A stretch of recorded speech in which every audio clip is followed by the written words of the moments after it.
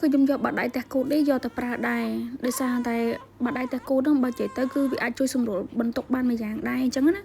សម្រាប់បងដែលគាត់មានកូនតូចភាគច្រើនគឺអត់ដែរចោលទេបាត់ដៃតែគូតហ្នឹងគឺជួយសម្រួលបន្ទុករបស់យើងបានច្រើនគួរសមដែរក្នុងករណីថាឲ្យកូនគេងកូនណាគាត់ដែលរៀងកាចរៀងយំច្រើនរៀងររឿងច្រើនអញ្ចឹងយើងអាចដាក់បាត់ដៃតែគូតនេះទៅគឺផ្ទះឲ្យកូនគេងលក់ស្កប់ដូចយើងនៅចិត្តគាត់អញ្ចឹងណាព្រោះថាសម្រាប់កូនតូចនៅពេលគាត់កើតមកអញ្ចឹងគាត់អត់តន់ស៊ាំនៅបរិយាកាសនៅខាងក្រៅព្រោះគាត់ធ្លាប់នៅក្នុងពោះអញ្ចឹងណាអញ្ចឹងជាទូទៅសម្រាប់ក្មេងដែលគាត់កើតដំបូងដូចមួយថ្ងៃពីរថ្ងៃឬបើក៏3ថ្ងៃអញ្ចឹងណាពេលយើងគេងនៅពេទ្យគឺកូនគាត់រៀងយំកាចខ្លាំងមែនតើម្យ៉ាងទៀតគាត់គេងអត់សូវស្កប់ទេគាត់គេងភ្ញាក់ហើយគឺគេងកធាក់ទៀតអញ្ចឹងបងមានតែបាត់ដៃនេះដាក់សកត់លើគាត់ហើយយើងចុចតេឡេបញ្ជាមកគឺបាត់ដៃនេះគឺគោះដូចបែបដូចក្នុងរូបអញ្ចឹងណាបងចាហើយសម្រាប់បិឈុតនេះនៅពេលបងយកទៅគឺមានទទួលបានជាមួយនឹងភេទតុក្កតានេះមួយចាប្រភេទបាត់ដៃតែគូតនឹងមួយហើយជាមួយតេឡេមួយខ្សែឆ្នាំងសាកមួយព្រោះនេះសាកថ្មប្រើទិញមួយប្រើទុកបានរហូតអញ្ចឹងសម្រាប់ខាងខ្ញុំគឺមានលក់ហើយមានឡៃស្អាតទៀតដោះបោកបានសម្រាប់ម៉ាក់ចាប់អារម្មណ៍អាចឆាតចូលពេកណា